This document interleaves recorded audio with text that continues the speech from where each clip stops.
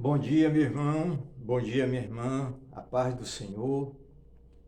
Graças a Deus por mais essa oportunidade.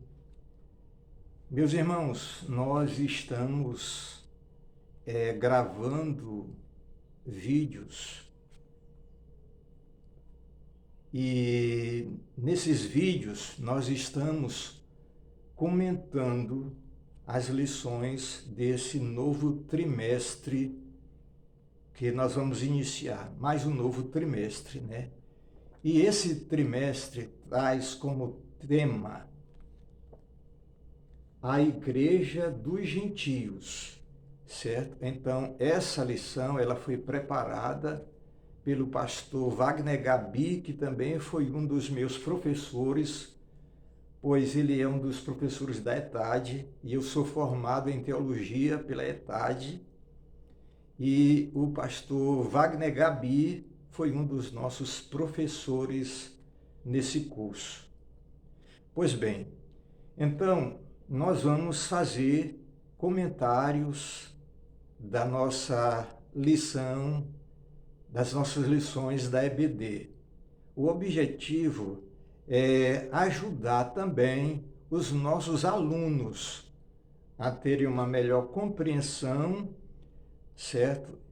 Eu trabalho como professor de escola dominical há muitos anos e o assunto dessa lição, desse trimestre, me animou muito, porque eu gosto muito de história, certo? E o livro de Atos dos Apóstolos, ele está classificado no Novo Testamento como um livro histórico. E ele, na verdade, é um livro histórico, porque esse livro, ele conta a história da igreja primitiva, né? Esse livro, ele foi escrito pelo apóstolo Lucas.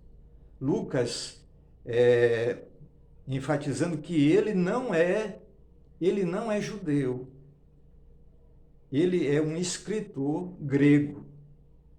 Então, Lucas, ele foi companheiro do apóstolo Paulo em suas viagens missionárias.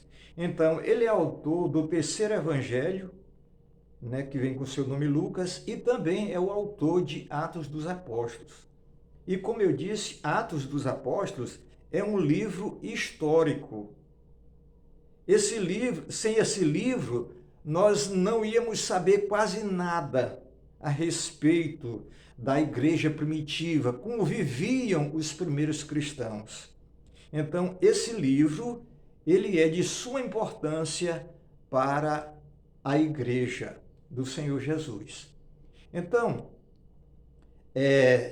no vídeo de hoje, nós vamos estudar a primeira parte da nossa lição, certo? Então, hoje eu vou me deter na primeira parte da nossa lição. Você pode observar aí no quadro, onde nós temos aqui o nascimento da missão gentílica. E nós temos aqui os subpontos deste tópico, né? Nós vamos falar sobre Antioquia, um centro escolhido por Deus. Antioquia, um centro escolhido por Deus. Meus irmãos, vamos entender um pouco da... Deixa eu pegar aqui, peguei aqui o meu caderno de anotações. Então, vamos conhecer um pouco da história, certo? A cidade de Antioquia, ela foi fundada por volta do ano 300 antes de Cristo. Veja bem, 300 antes de Cristo. Isto quer dizer que esse período é o período da dominação grega, do Império Grego. Você sabe que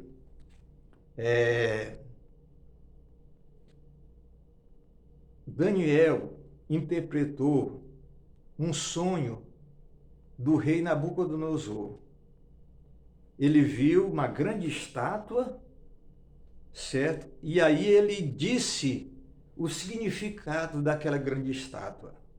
Então, aquela estátua ali fala de 4 grandes impérios que existiu, né, aqui na Terra, né? Então, naquele momento, quando Daniel está lá em Babilônia, ele interpretando o sonho do rei Nabucodonosor, ele diz que aquela cabeça de ouro é o Império Babilônico, pois o grande império mundial, na época de Daniel, que estava no exílio, era o Império Babilônico, certo?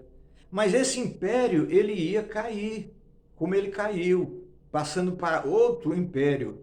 Então, depois que passou o Império Babilônico, veio o Império Medo-Persa, que foi o segundo império. Então, esse império passou e veio o Império Grego, certo? Então, 300 anos antes de Cristo, então fala do Império Grego. Então, nós sabemos que o Novo Testamento ele foi escrito em grego. Esse dialeto chamado grego koiné. O grego do Novo Testamento é também conhecido como grego do período helenístico. O que é isso? Então, nós sabemos que Alexandre, um guerreiro macedônio, grego, ele com a idade de 20 anos, ele já tinha conquistado vários impérios, certo? Então, o Alexandre não tinha o objetivo apenas de conquistar, mas ele queria levar também a cultura helênica aos povos, certo? Então, o idioma foi difundido em todas as partes do seu império, até no Império Romano, certo? Então, quando Alexandre ele morreu na Babilônia, morreu ainda muito novo, né? Ele morreu no ano 323 a.C. Então, o seu império ele foi dividido entre os seus generais, certo? Então, a Antioquia ela ficou com Seleuco, certo? Então, então a cidade de Antioquia ela foi fundada por Seleuco. E Seleuco era filho de um dos generais de Alexandre, chamado Antíoco. Então, ele fez uma homenagem ao seu pai e colocou o nome da cidade de Antioquia, né, que ficava na Síria, certo? Então, esse período é o período da dominação grega, certo? Quando chegou o Império Romano, a cidade de Antioquia foi incorporada ao Império Romano. Então, na época do Novo Testamento, essa cidade era a terceira cidade mais rica e mais importante, ficando atrás apenas de Roma e de Alexandria, certo? Então foi nessa cidade foi essa cidade que Deus escolheu, porque ali também em Antioquia já havia muitos cristãos. Por causa das perseguições, muitos cristãos foram para Antioquia. Então, havia sinagoga, né, lá em Antioquia e havia muitos cristãos, certo? Então, o Senhor escolheu essa cidade para ser o centro missionário de onde ia nascer as missões, né? Porque a igreja, ela se reúne em oração e jejum, eles estão ali jejuando, orando, né? E o Espírito Santo, ele fala através dos profetas que haviam ali naquela igreja, certo? Então, aqueles profetas, aqueles mestres, então eles estavam ali reunidos com toda a igreja. E eles estavam orando e jejuando. E é nesse momento de consagração, de oração, certo? Que o Espírito Santo usa os seus profetas. O Espírito Santo fala na boca, né, dos profetas, dizendo: separai-me agora Barnabé e Saulo. Então, Barnabé e Saulo, eles, a partir dessa igreja, eles saem com a missão de evangelizar as pessoas, certo? Então, o Espírito Santo, ele falou. Então, isso aqui, quando a Bíblia diz, e o Espírito Santo disse, o Espírito Santo fala. Então, nós cremos que o Espírito Santo não é uma influência, não é uma força. O Espírito Santo, ele é uma pessoa. Ele é a terceira pessoa da Trindade. O Espírito Santo não é uma influência, não é apenas uma força, não é um poder. Ele é uma pessoa. Então o Espírito Santo fala. Certo? Então, porque muita gente nega a existência do Espírito Santo como um ser, uma pessoa. Negam a Trindade. Eu creio na Trindade, Pai, Filho e Espírito Santo, certo? Então, nesse momento de oração, nesse momento de consagração, o Espírito Santo fala. E a igreja de Antioquia é uma igreja sensível, porque ela entende. Ela ouve a voz do Espírito Santo.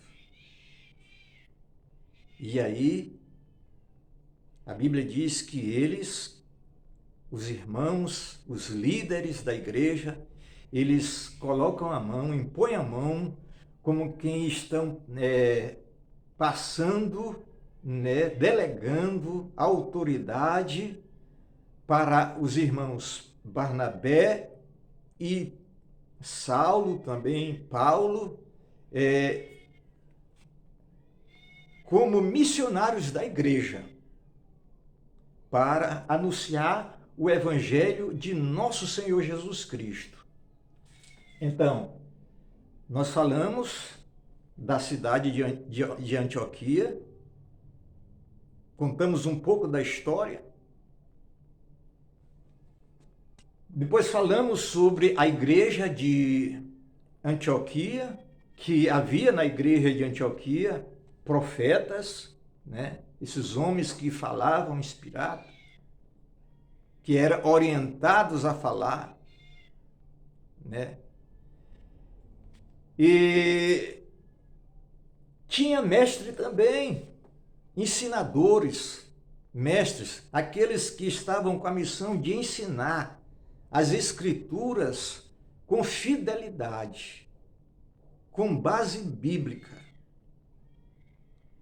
certo? Então, o que nós podemos entender que a igreja de Antioquia era uma igreja diversificada, uma igreja espiritual, uma igreja sensível à voz do Espírito Santo e uma igreja com prática missionária, certo? Então, uma igreja madura. Então, é dessa igreja que É dessa igreja que Deus escolheu como base da missão gentílica. Por quê? Porque o evangelho não será pregado apenas para judeus. Não, certo? O evangelho é a boa notícia de Deus para todas as nações. Veja que a palavra-chave da nossa lição é gentios. Então, o que é gentios? Gentios era como os judeus chamavam aqueles que não eram judeus, certo? Chamava de gentio. Assim como o romano chamava, quem não era romano chamava de bárbaros. Então, a igreja, ela começa com judeus, na sua maioria, composta de judeus. Mas só que a missão é para os gentios também. Então nós vamos ver no capítulo 10 a conversão de um gentio chamado Timóteo.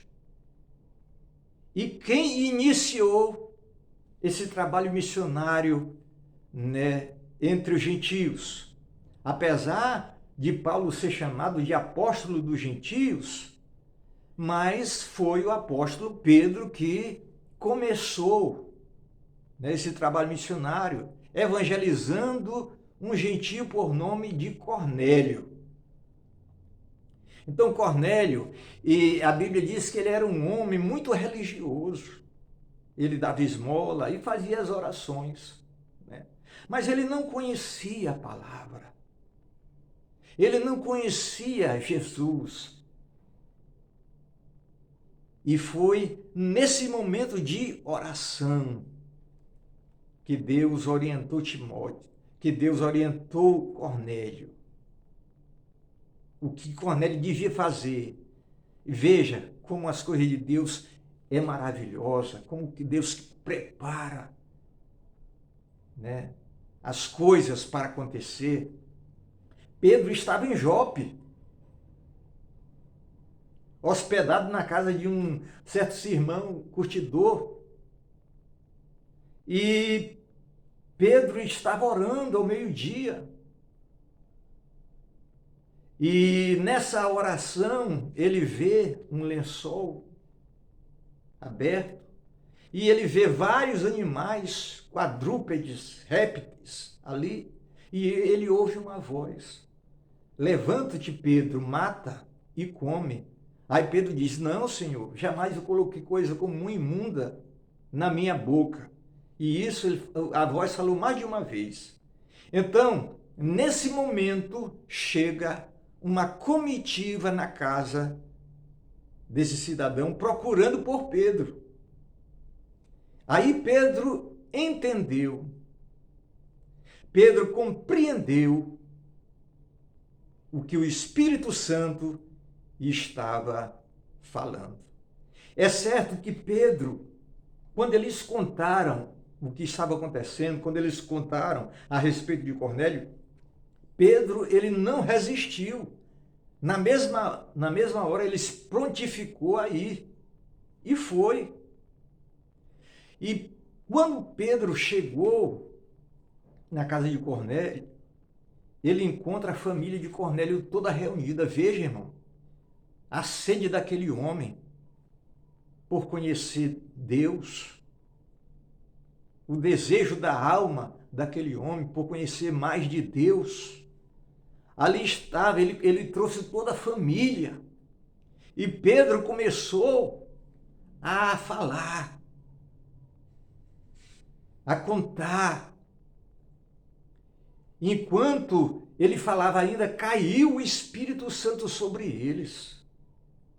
Então, ali